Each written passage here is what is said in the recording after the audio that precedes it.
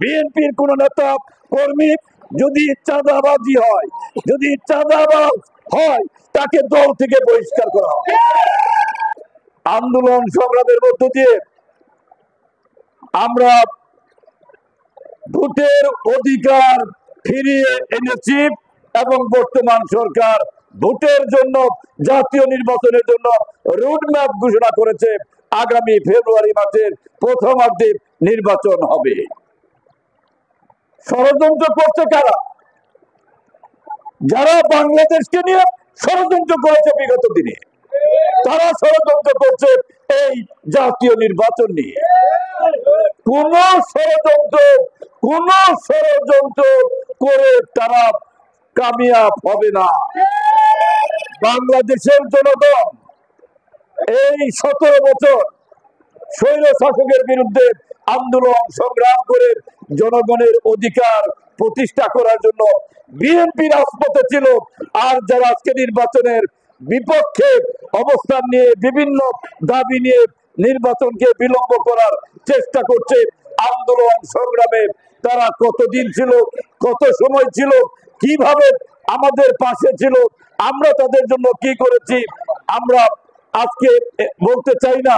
আমি শুধু বলতে চাই, জনগণ বড় সাক্ষী, বড় সাক্ষী জনগণ। আমরা কি করেছি, তারা কি করেছে। আমি শুধু বিএনপি পরিবারের নেতা কর্মী যারা আছেন তাদেরকে আমি অনুরোধ করব, আপনারা যার যার এলাকায় নির্বাচনের জন্য পরিপূর্ণ প্রস্তুতি গ্রহণ করুন।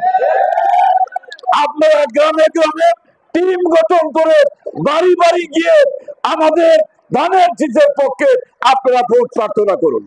বিএনপির আমরা মনে করি জনশক্তি, জনবল, বিএনপির মনোবল, বিএনপির মনোবল জনগণ, জনগণ বিএনপির শক্তি। সেই জনগণের কাছে গিয়ে জনগণের সুখ দুঃখ আপনারা ভাগাভাগি করে নেবেন।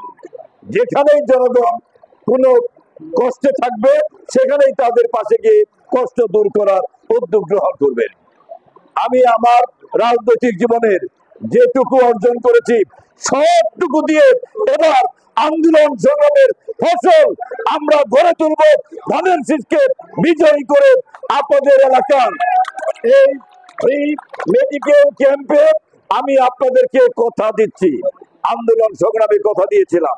যারা আন্দোলন সংগ্রাম করেছেন আমার সঙ্গে, আপনাদের যথাযথ মূল্যায়ন করা হবে। আগামী দিনে আমি কথা দিচ্ছি, নির্বাচনের মধ্য দিয়ে যখন বিএনপি সরকার গঠন করবে, জনগণের জন্য এবং আন্দোলন সংগ্রামে যারা করেছে তাদের জন্য সর্বাগ্রে আমি উদ্যোগ গ্রহণ করে আপনাদের মূল্যায়ন করবো ইনশাআল্লাহ।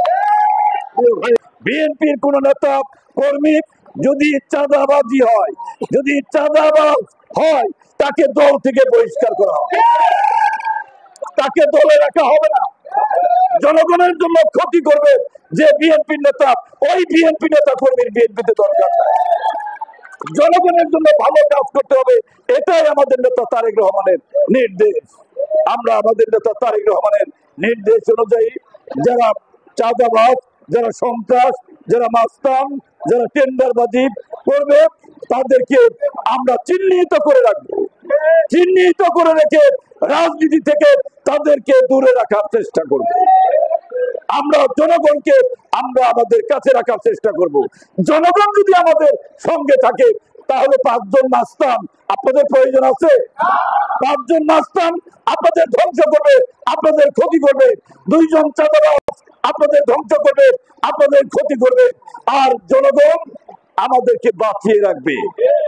সেই জনগণের কথা চিন্তা করে আমরা রাজনীতি করব, আমরা কর্মকাণ্ড করব। এইভাবেই আমরা যাতে পথ চলি।